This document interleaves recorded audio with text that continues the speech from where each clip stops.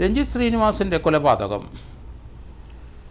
അത് 2021 ഡിസംബർ 19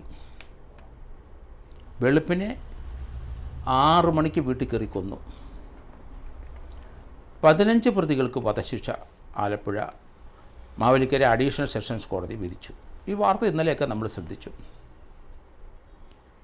ഇതിൻ്റെ തൊട്ടു തലേ ദിവസം ആലപ്പുഴയിലെ SDPI പ്രവർത്തകനായ ഷാൻ എന്ന 36 വയസ്സുകാരനെ കൊലപ്പെടുത്തിയ സംഭവം. അതിൻ്റെ അടുത്ത ദിവസം തന്നെ പ്രതികാരവാഞ്ചയോടെ രഞ്ജിത്ത് ശ്രീനിവാസിനെയും കൊലപ്പെടുത്തി.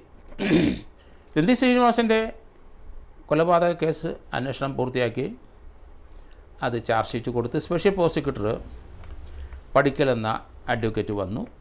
അദ്ദേഹം ബെസിക് പ്രോസിക്യൂട്ടറായിരുന്നു. എന്നാൽ അതിന് തലേ ദിവസം ഷാനെ കൊലപ്പെടുത്തിയ കേസ് ഇതുവരെ കുറ്റചാർജ് കോടതി വന്നിട്ടില്ല. അതോടൊപ്പം തന്നെ വരേണ്ടതാണ്. എന്തായാലും ഷാനിനെ കൊന്നത് 2021 ഡിസംബർ 18. ഷാൻ SDPIയുടെ പ്രവർത്തകനാണ്, പൊതുക്കാര്യ പ്രസക്തനാണ്. ഷാൻ നല്ലൊരു നേതാവാണ്. നേരത്തെ അസംബ്ലി മത്സരിച്ചിട്ടുണ്ട്, പിന്നെ ലോകസഭയിൽ മത്സരിച്ചിട്ടുണ്ട്. പൊതുവെ എല്ലാവരും അംഗീകരിക്കുന്ന സൗമ്യനായ ഒരു നേതാവായിട്ടാണ് അറിയപ്പെടുന്നത്. പക്ഷേ ഷാനിൻ്റെ കൊലപാതകം അത് ചാർജ് ഷീറ്റ് ഇതുവരെ കൊടുത്തിട്ടില്ല. 16 പ്രതികളാണ് അതിനകത്തുള്ളത്.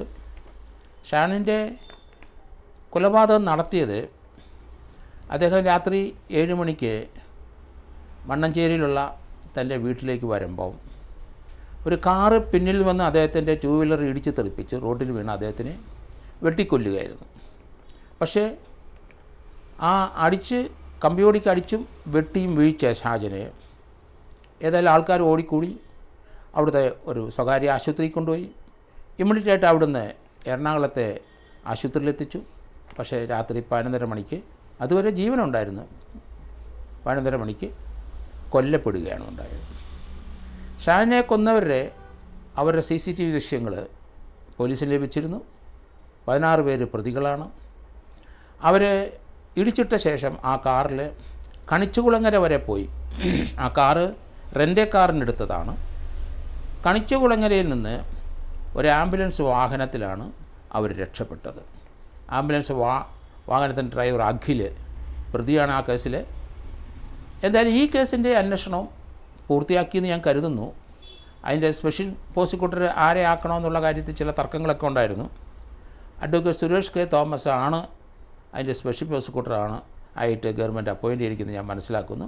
പക്ഷേ അതിൻ്റെ പ്രോഗ്രസ് എന്താണെന്നറിയില്ല.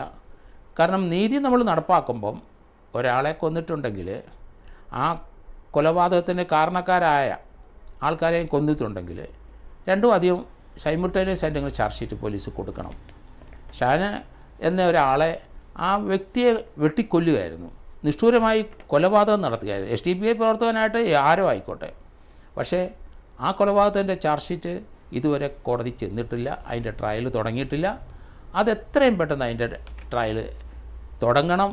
അത് പോലീസ് ഇനി അമാന്തിക്കരുത്. കാരണം അതിനുശേഷം നടന്ന കൊലപാതകത്തിലെ ട്രയൽ പൂർത്തിയായി, ആളെ ശിക്ഷിക്കുകയും ചെയ്തു.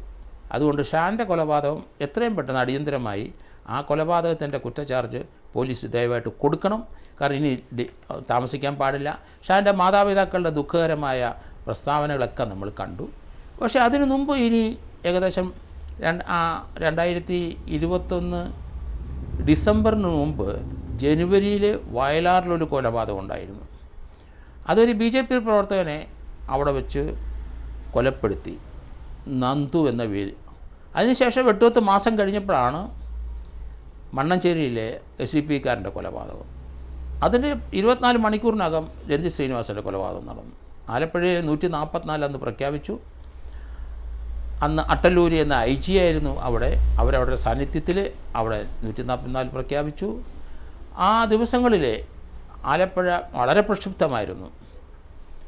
എന്തായാലും ഫർദറായിട്ടുള്ള കൊലപാതകങ്ങളും അക്രമങ്ങളും നടക്കാതെ പോലീസ് 104 പ്രഖ്യാപിച്ച ശേഷം ഉണ്ടാകാൻ സാധ്യതയുണ്ടായിരുന്ന അക്രമമൊക്കെ തടസ്സപ്പെടുത്തി അതൊന്നും ഉണ്ടായില്ല. 3 കൊലപാതകം ആലപ്പുഴയിൽ രാഷ്ട്രീയപരമായി നടന്നു. വളരെ മൃഗീയമായ കൊലപാതകങ്ങളായിരുന്നു 3. ഒരു മൃഗീയ കൊലപാതകം ഏറ്റവും അവസാനം നടന്ന 15 പേർക്ക് വധശിക്ഷ കൊടുത്തു, നല്ല കാര്യം. ഇനി ഷാൻ്റെ കൊലപാതക കേസ് ട്രയൽ നടക്കട്ടെ, അതിനകത്ത് കുറ്റക്കാരാരായാലും ശരി അവരെ ഇതുപോലെ ശിക്ഷിക്കണം എന്നാണ് ഞാൻ പറയുന്നത്. അതുപോലെ തന്നെ വയലാറിലെ നന്ദുവിൻ്റെ കൊലപാതകം, അതിൻ്റെ ആൾക്കാരും ഇതുപോലെ ശിക്ഷിക്കപ്പെടണം. നമുക്ക് നമ്മുടെ സഹോദരങ്ങൾ ആരായാലും, ഏത് ജാതിയായാലും ശരി, ഏത് രാഷ്ട്രീയ പാർട്ടിയായാലും ശരി, കൊലപാതകത്തിനോട് കേരള സമൂഹം യോജിക്കുന്നില്ല, കൊലപാതകത്തിന് ന്യായീകരിക്കുകയുമില്ല. അതുകൊണ്ട് ഇതുപോലെയുള്ള ശിക്ഷകൾ നടപ്പാക്കാനും വേണ്ടി കോടതിയും അല്ലെങ്കിൽ പോലീസും തയ്യാറാകണം, കോടതിയും അതിൻ്റെ കൂടെ നിൽക്കണം എന്നാണ് ഞാൻ പറയുന്നത്.